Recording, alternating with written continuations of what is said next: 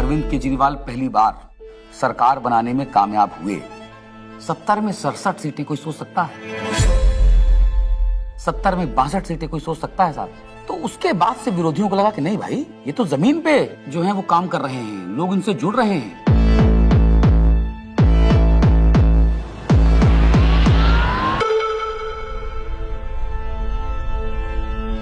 कहानी शुरू होती है तब से जहां से आम आदमी पार्टी ने पंजाब जीता। लोगों की भूख थी आम आदमी पार्टी की, उन्होंने कहा आम आदमी पार्टी हमें चाहिए, लोगों ने वोट दी और पंजाब में आम आदमी पार्टी का जन्म हो गया। पंजाब के लोग जो हैं वो सच्चे बंदों को पसंद करते हैं और जिसके साथ दिल से जुड़ जाएं जुड़ जाएं।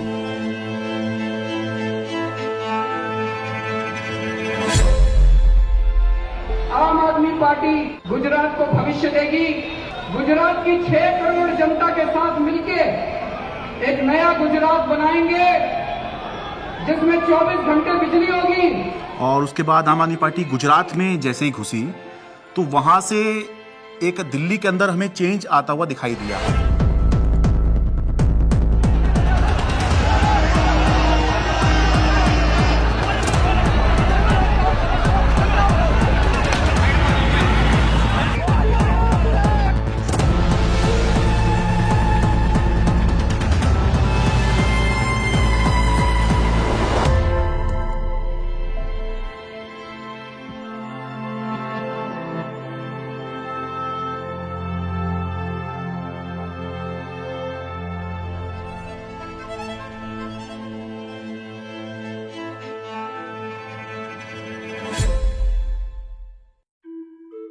So it started, I think, with the arrest of Satyendra Jain ji, and मुझे ये लगता है कि ये स्ट्रैटेजी उनकी शायद रही होगी कि जो भी अरविंद केजरीवाल के सिर्फ आईज, ईयर्स, आर्म्स, हैंड्स, जो पूरी टीम है, कि अगर हम उस टीम को डिकैपिटेट कर देंगे तो हो सकता है कि काम रुक जाए। टेबल में बैठे होंगे बीजेपी के 3-4 लोग बड़े बड़े, बोले यार अब केजरीवाल को बेईमान साबित करने का क्या तरीका।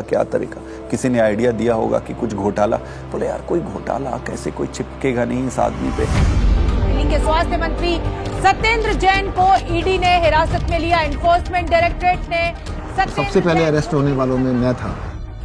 ऐसे तो कोई कर्म किए नहीं थे कि जेल चले जाएं। फिर मैंने कहा ऐसे कर्म भी नहीं किए थे मंत्री बन जाए। तो क्योंकि मुझको पूरा केस पता था तो मुझे लगा ठीक है, एजेंसी अगर अरेस्ट कर रही है थोड़े दिन में छूट जाएंगे। Why are they threatened by us? And the answer to me is very clear. आम आदमी पार्टी केवल एक सरकार या 10 नेताओं की पार्टी नहीं है। आम आदमी पार्टी एक सोच है। तब तक जो भी गिरफ्तार होते थे, पॉलिटिकल लोग भी जो गिरफ्तार होते थे, महीने में, 2 महीने में, 3 महीने में निकल के आ जाते थे।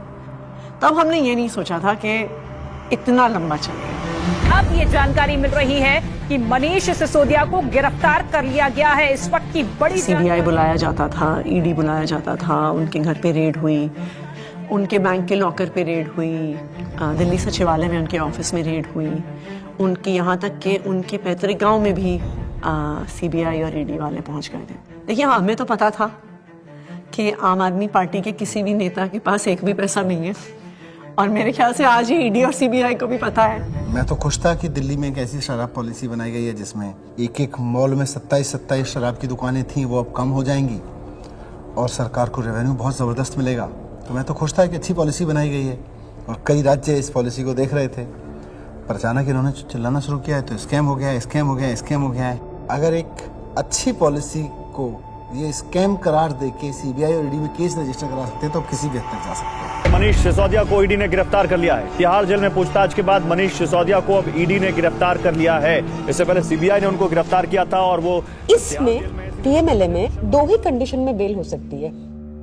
पहली कंडीशन या तो जो सरकार का इन्वेस्टिगेशन एजेंसी है वो कह दे कि केस नहीं। दूसरी कंडीशन बेल हो सकती है जब इन्वेस्टिगेशन एजेंसी द्वारा डाले गए सारे कागज जांच कर लिए जाएं। तो भाजपा की इन्वेस्टिगेशन एजेंसी क्या करती थी, लाखों की तादाद में कागज डाल दिए। अब जज साहब कितना टाइम लगाएंगे वो देखने को, 10 साल। हमने प्रोसीडिंग्स भी पूरी देखी थी सुप्रीम कोर्ट के अंदर और सुप्रीम कोर्ट ने जो जिस तरह कमेंट्स किए थे उससे ऐसा लग रहा था कि ये केस कुछ है ही नहीं। सुप्रीम कोर्ट ने यहां तक कह दिया था कि आपका केस जो है ट्रायल के अंदर 2 मिनट में गिर जाएगा। किस तरह का केस आप बना के लाए हैं? क्योंकि सीबीआई के बाद मनीष सिसोदिया को ईडी ने भी गिरफ्तार कर लिया था, तो दोनों ही के अंदर जमानत उनको चाहिए थी। अब जब जैसे ही 30 अक्टूबर का दिन था, सुप्रीम कोर्ट ने बेल रिजेक्ट कर दी। जेल में पूछताछ के बाद मनीष सिसोदिया को अब ईडी ने गिरफ्तार कर लिया है। इससे पहले सीबीआई ने उनको गिरफ्तार किया था और वो तिहाड़ जेल में है। सीधे चलते जितेंद्र शर्मा के पास। जितेंद्र, बताइए, ईडी ने गिरफ्तार कर लिया है मनीष को? जी बिल्कुल, आप देखिए दूसरे दिन लगातार जो ईडी है वो मनीष सिसोदिया को अरेस्ट करके उनका टारगेट अरविंद केजरीवाल ही था। इनको ये लगा था, इनके कैलकुलेशन में, कि पार्टी के साइकी में फर्क पड़ेगा, लोग टूटते जाएंगे। तो इसका मतलब ये है कि डेस्परेशन के मापदंड पे तो भारतीय जनता पार्टी अपने लास्ट थ्रेशोल्ड पे पहुंची और भारतीय जनता पार्टी की लीडरशिप भी उस थ्रेशोल्ड तक पहुंच गई कि अब और कोई तरीका नहीं है इनको जेल में डालना। बड़ी खबर यह है, आम आदमी पार्टी के सांसद संजय सिंह गिरफ्तार कर लिए गए हैं। आपके सांसद संजय सिंह की हो गई है गिरफ्तारी। ईडी ने करते थे संजय सिंह, उस पर कहीं ना कहीं एक बड़ी चोट फिलहाल आम आदमी पार्टी के लिए रहेगी, लेकिन राजनीतिक रूप से ये नुकसान तो है ही, लेकिन क्या सरकार का पक्ष रहेगा शराब नीति मामले में जब ये गिरफ्तारी हुई है, इसका भी इंतजार रहेगा।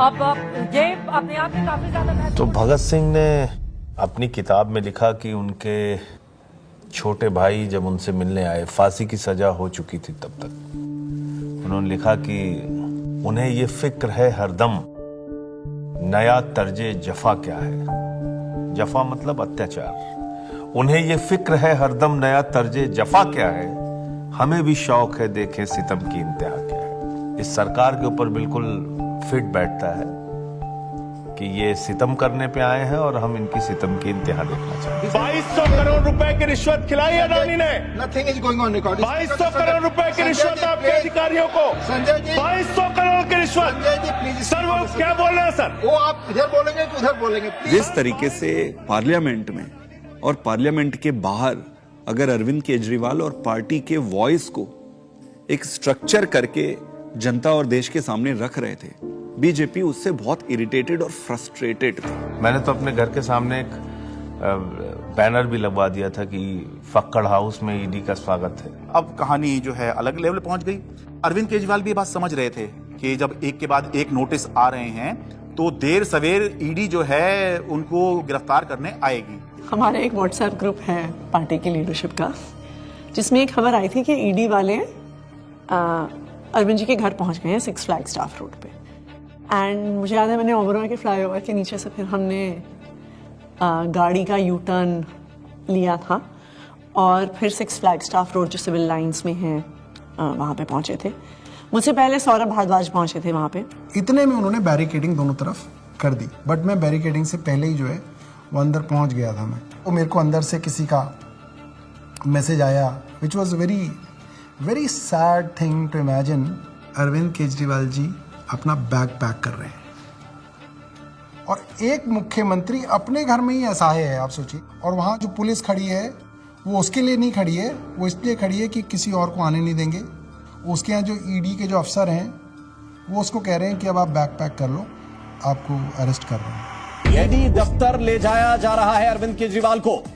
इस वक्त की बड़ी खबर, बड़ा अपडेट, अरविंद केजरीवाल को ईडी ने गिरफ्तार किया है और ईडी दफ्तर उनको ले जाया जा रहा है। जिस तरीके से अब दिल्ली के मुख्यमंत्री अरविंद केजरीवाल को ईडी दफ्तर ले जाने की तैयारी की जा रही है और ये माना जा रहा है कि अब ईडी दफ्तर में उनसे पूछताछ होगी और उनके सामने। जब से मैं जर्नलिस्ट बना हूं 17 साल से, मैंने नहीं देखा किसी सिटिंग चीफ मिनिस्टर को अरेस्ट किया गया हो।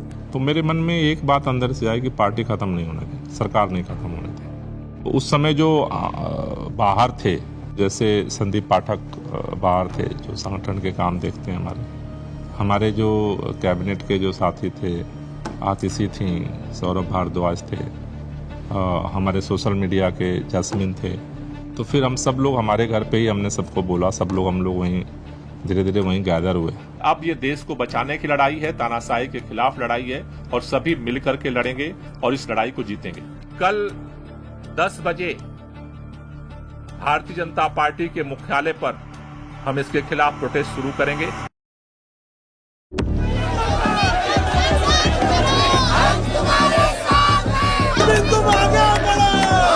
सबसे पहले मैं पहुंचा वहां।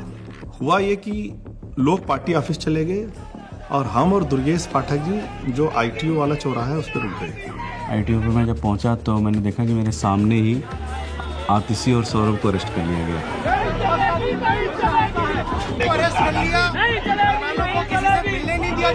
कोई वहाँ पे प्रोटेस्ट करने आता, 4 लोग सड़क पे बैठते, 4 लोगों को बस में बिठाते, बस भेजते।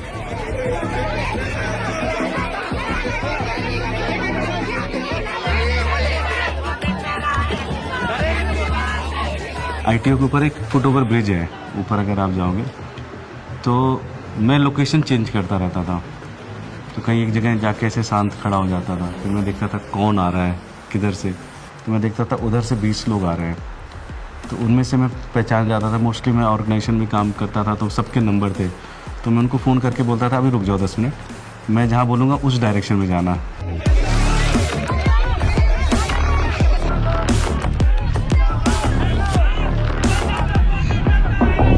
कोई एक डिक्टेटोरियल लीडर है और वो चुनाव से पहले सारे ऑपोजिशन के नेताओं को गिरफ्तार करा लेता है और फिर कहता है कि जी मुझे तो 99% वोट्स आ गए, मैं popularly and democratically elected leader हूँ।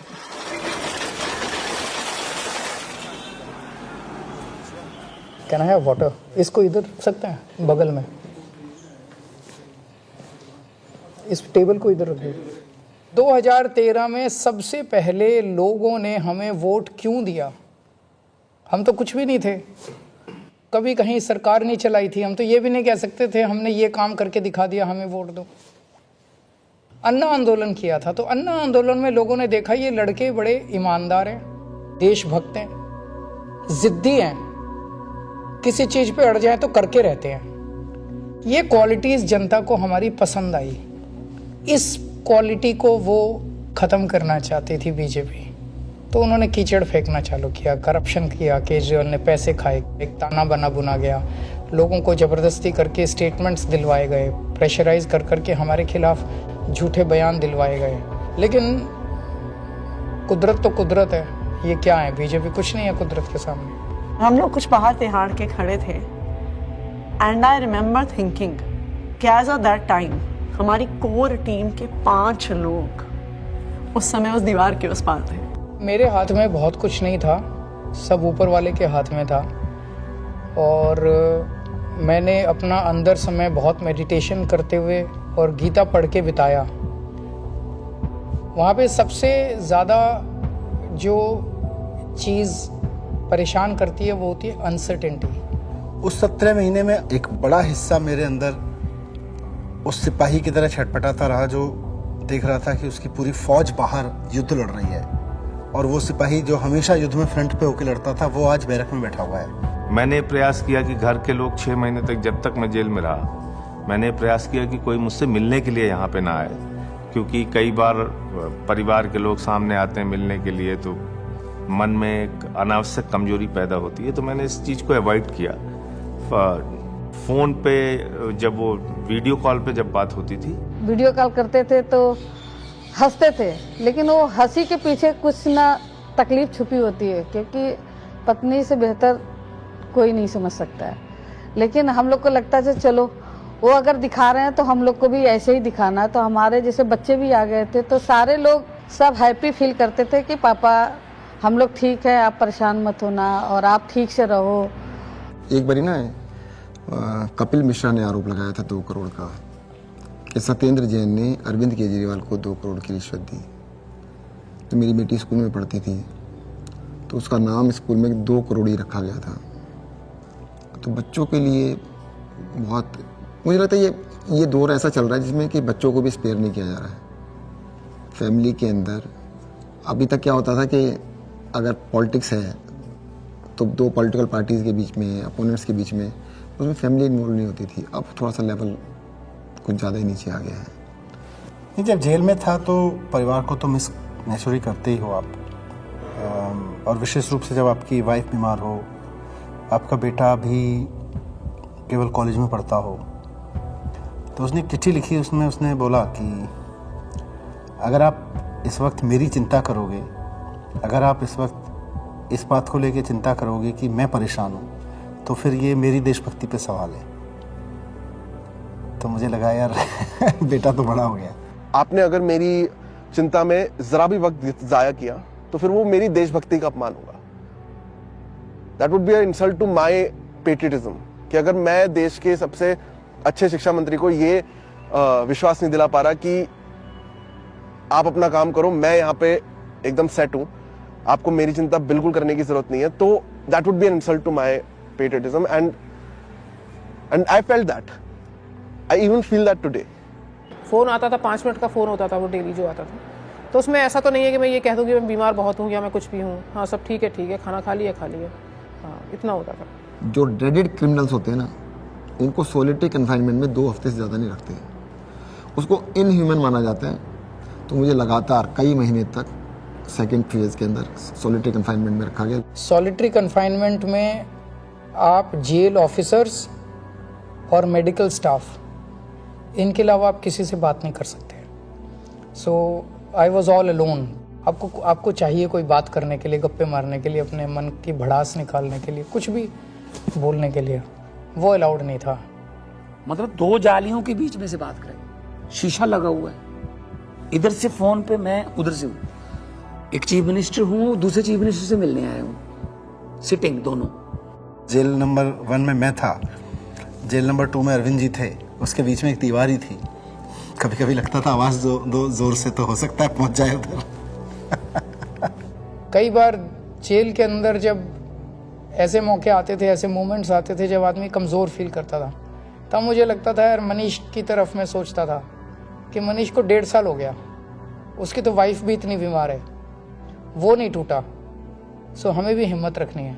ये बड़ा वो था कि उन्होंने मेरी दवाइयाँ रोक दी। 15 दिन के लिए मैं शुगर का पेशेंट हूँ और 10 साल से मैं इंसुलिन पे हूँ, और 15 दिन उन्होंने मुझे इंसुलिन दी, मेरा शुगर 350-400 पहुँचने लग गया। जब जयप्रकाश नारायण इमरजेंसी के दौर में जेल गए थे, जब वो जेल गए थे उनकी दोनों किडनी ठीक थी, और 4 महीने बाद जब वो जेल से बाहर आए उनकी दोनों किडनी खत्म हो चुकी थी। Mr. Kejriwal, in fact, wrote to the Tihar jail authorities alleging that he was not being administered insulin despite flagging his peaking sugar levels. ये जेल वाले कहते थे कि इंजेक्शन नहीं देंगे, प्रिस्क्राइब्ड नहीं है। पता नहीं कितने साल से वो इंजेक्शन ले रहे थे, सब प्रिस्क्राइब्ड था। भारतीय जनता पार्टी के कहने पर अरविंद केजरीवाल जी की इंसुलिन रोके हुए हैं। ऐसा लगने लगा कि यार क्या ये जेल में रख के इनको मारने का प्लान बना रहे हैं। क्योंकि पॉलिटिक्स एक अलग होती है, लेकिन पॉलिटिक्स का मतलब ये नहीं होता है कि मैं आपको निपटा ही दूंगा। तो ये इंसुलिन वाली बात जो है, ये तो निपटाने वाली बात है।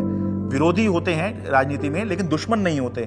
कोर्ट के आदेश पर डॉक्टर्स की कमेटी बनती है, उसके बाद जो है इंसुलिन दी जाती है। आम आदमी पार्टी का मोराल जो था वो डाउन था। क्यों? कि आम आदमी पार्टी जो है वो 2 चीज पे चलती है, केजरीवाल का नाम और वॉलंटियर का काम। वो दौर थोड़ा ऐसा था कि लगा था कि अब आम आदमी पार्टी जो है वो अब बचेगी नहीं, क्योंकि केजरीवाल के बाद कौन। कई बार ऐसे क्षण आए, ऐसे मोमेंट्स आए जब लगा कि अब तो सब खत्म हो गया, अब सब बर्बाद हो गया, अब there is no coming back from this, we have hit rock bottom.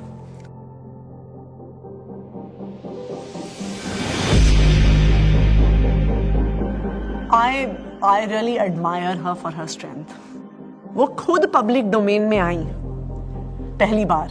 मुझे लगता है कि शायद रामलीला मैदान में जब उन्होंने बोला होगा, that was probably the first time that she ever gave a political speech. सभी भाइयों, बहनों, माताओं, बुजुर्गों, आप सभी को मेरी राम राम। अच्छा, हाँ, ओके। मेरे को तो समझ नहीं आ रहा था अरविंद कैसे संभालते हैं। मैं तो बार बार यही सोचती थी कि वो तो हमेशा इसी उसमें रहते हैं। It's such a turmoil, it is not easy. मेरी पत्नी ने आज तक कभी पॉलिटिक्स में पार्टिसिपेट नहीं किया था, कभी वो सामने नहीं आई, आपने कभी उनको नहीं देखा होगा। वो हमेशा शी एंकर्स द हाउस, लेकिन इस दौरान मजबूरी में उन्हें बाहर आना पड़ा, सामने आना पड़ा। कुछ प्लानिंग नहीं थी, इट्स जस्ट दैट कि मैं अरविंद जी से मिलने गई, उन्होंने कहा कि ये मेरा मैसेज पार्टी तक दे दो, क्योंकि ये एप्रीहेंडेड की पार्टी में तो बड़ी खलबली जो भी है। उन्होंने एक मैसेज दिया और उस मैसेज की मैंने एक वीडियो रिलीज कर दी, अरविंद जी का मैसेज। तो वो स्लोली शायद एक एंकरिंग हो गई मेरी, और मेरा एक रोल डिफाइन हो गया, मेरी एक जिम्मेदारी डिफाइन हो गई। और जिस तरह से वो सारे पार्टी के सीनियर लीडर्स से, चाहे वो पंजाब के थे, चाहे वो देश भर के दूसरे राज्यों के थे, चाहे वो दिल्ली के थे, सबसे मिल रही थी, सबको हौसला दे रही थी और सबको एकजुट रखा उन्होंने, वो मुझे लगता है कि काफ़ी काबिल तारीफ़ है। उनके साथ जो है विधायकों की मीटिंग कराई गई ताकि सबका भरोसा बना रहे कि हाँ, घबराने की ज़रूरत नहीं है, अभी भी सब कुछ ठीक है। तो वो संवाद पार्षदों के साथ में, विधायकों के साथ में, मंत्रियों के साथ में, सांसदों के साथ में, ये सब सुनीता केजरीवाल ने ये सब किया। मुझे याद आ रहा है कि मार्च के शायद आखिरी दिन रहा होगा, दिल्ली के अंदर रामलीला मैदान में इंडिया ब्लॉक की एक बड़ी रैली हुई और वो रैली इसलिए हुई कि एक तरफ अरविंद केजरीवाल को गिरफ्तार किया था, मौजूदा मुख्यमंत्री को गिरफ्तार किया था, देश में ऐसा पहली बार हुआ। दूसरी तरफ झारखंड के मुख्यमंत्री हुआ करते थे, उनको गिरफ्तार किया गया था। तो दिल्ली में आम आदमी पार्टी ने इसकी अगुवाई करी, इस इंडिया ब्लॉक की रैली की, और रामलीला मैदान में बड़ी रैली हुई। और उस रैली का जो अचीवमेंट था कि इंडिया ब्लॉक के सारे बड़े नेता उस एक मंच पर आ गए, अपनी सारी जितनी भी उनकी आपसी विवाद हैं, आपसी मतभेद हैं, जो होता है, होगा भी, पहले भी था, आगे भी होगा, लेकिन उसके बावजूद भी जब अरविंद केजरीवाल की गिरफ्तारी का मुद्दा था तो उसको लेकर सोनिया गांधी, प्रियंका गांधी, राहुल गांधी, ये तीनों जो हैं उस दिन इंडिया ब्लॉक की रैली में आए और सारे बड़े नेता जितने गठबंधन में हैं, चाहे वो अखिलेश यादव हों, शरद पवार हों, और उससे जो है एक माहौल बना कि बीजेपी से लड़ने के लिए, या बाद में बीजेपी ने जब ये इंडिया गठबंधन बनते देखा तो एनडीए भी कहना शुरू कर दिया, उससे पहले बीजेपी ही चल रही थी। एनडीए से लड़ने के लिए एक इंडिया ब्लॉक जो है वो अब बन गया है, जिसमें मिलके जो है बीजेपी को चुनौती दे सकते हैं। भारतीय जनता पार्टी इसलिए इस मॉरल वॉर को हार गई क्योंकि हमारे तमाम नेताओं के गिरफ्तार होने के बावजूद भी हम एक दिन भी डिफेंसिव नहीं थे। ये जेल भेज दें, कितने मुकदमे हमारे पे रोज चल रहे हैं, कोर्ट की तारीख आती है, जाते हैं, भुगतते हैं, पुलिस वाले आते रहते हैं, एसएचओ बदलते रहते हैं, रोज मुकदमे होते रहे। आम आदमी पार्टी का जो डीएनए है वो भारतीय जनता पार्टी के आगे झुकेगा नहीं, दबेगा नहीं, रुकेगा नहीं, और आम आदमी पार्टी इसीलिए जिंदा है। एक अहम मुकाम जो था इस संघर्ष का तब आया जब अचानक से 2 अप्रैल को सुप्रीम कोर्ट ने संजय सिंह को जमानत दे दी। संजय सिंह को जमानत मिल गई है। आम आदमी पार्टी के सांसद संजय सिंह को जमानत मिल गई। जश्न का वक्त नहीं है, जंग का वक्त है। संघर्ष के लिए तैयार हो जाओ, जम के लड़ेंगे और लड़ेंगे। That was the time at which I felt कि शायद हमारी इमोशंस बाहर निकल कर आई। एंड जिस दिन मनीष जी की बेल हुई थी और मुझे याद है उस दिन I was at a school inauguration. I am not very prone to being, मैं बहुत ऐसे इमोशनल व्यक्ति नहीं हूँ, पर उस दिन तो मैं स्टेज पर ही रोने लग गई थी। मैं एक पब्लिक उसमें थी, इनॉग्रेशन में थी। मनीष सिसोदिया को सुप्रीम कोर्ट से जमानत। इन्होंने स्टडी तो पूरा किया और उन्होंने सीढ़ी भी ठीक बनाई थी, बट वो सीढ़ियाँ ना, इसको ये नहीं पता था कि सारे केजरीवाल के रंग में रंगे हुए। डिले किया जा रहा है, डिले पर डिले, वो मनीष सिसोदिया की तरफ से नहीं, जब बल्कि प्रक्रियागत है। और तुमने सारे के सारे रिसोर्सेज यूज कर डाले, तुमने ईडी यूज कर डाला, तुमने सीबीआई यूज कर डाली, एसीबी यूज कर डाली, विजिलेंस यूज कर डाला, दिल्ली पुलिस यूज कर डाली, सारा मीडिया का नैरेटिव यूज कर डाला, पूरी पावर तुमने, मतलब कितनी गन पावर है बीजेपी की, आपने सब कुछ यूज करके इन सारे लीडर्स को अरेस्ट कर लिया। उसका रिजल्टेंट क्या है? 0। आम आदमी पार्टी के पूर्व मंत्री और वरिष्ठ नेता सत्येंद्र जैन को आखिर दिल्ली के राउज एवेन्यू कोर्ट से जमानत मिल गई है। हमें पता तो था ही कि आज नहीं तो कल, कल नहीं तो परसों बाहर तो आना ही है, क्योंकि हमने कुछ किया नहीं है। अगर हमने कुछ किया होता तो शायद हम बीजेपी ज्वाइन कर लेते, जैसे बाकियों ने किया। अरविंद केजरीवाल को जमानत मिल गई है। जिस खबर का इंतजार आम आदमी पार्टी के नेता कार्यकर्ता लंबे वक्त से कर रहे थे, वो खबर आ चुकी है। अरविंद केजरीवाल को जमानत मिल गई है। अभी की बहुत बड़ी खबर, दरअसल अदालत तो ये इलेक्शन डिफाइन करेगा कि आम आदमी पार्टी कहां जाएगी, और अगर ये इलेक्शन अरविंद केजरीवाल जीतते हैं तो वो उस लीग में आ जाएंगे जहां पर ये चर्चा होने लग जाएगी कि अगर 2029 में लोकसभा का चुनाव होगा तो क्या अरविंद केजरीवाल प्रधानमंत्री का एक चेहरा हो सकते हैं, वो चर्चा होगी? नहीं, मैं कभी अपने आप को ऐसे नहीं सोचता कि मैं कभी पीएम बनूंगा, या कभी ऐसे भी नहीं सोचा था कि मैं सीएम बनूंगा। सो पीएम बनना मेरी ज़िंदगी का कोई मकसद नहीं है, लेकिन जो भी सरकार आए इसे ख़त्म करना होगा। मैं चुनाव के टाइम में चुनाव लड़ो, आपस में एक दूसरे को गाली गलौज मत करो, आपने जो काम किए वो जनता के सामने रखो, आप जो विजन लेके आए हो वो जनता के सामने रखो। जनता को जो पार्टी पसंद आएगी उसको जिताएगी। जीतने के बाद सारी पार्टियों को मिलके फिर काम करना चाहिए, देश के लिए काम करना चाहिए, चाहे पक्ष में हो विपक्ष में हो। विपक्ष को कंस्ट्रक्टिव क्रिटिसिज्म करना चाहिए ताकि सरकार अच्छा काम कर सके, लेकिन एक दूसरे का जेल में डालना ये अच्छी राजनीति नहीं है।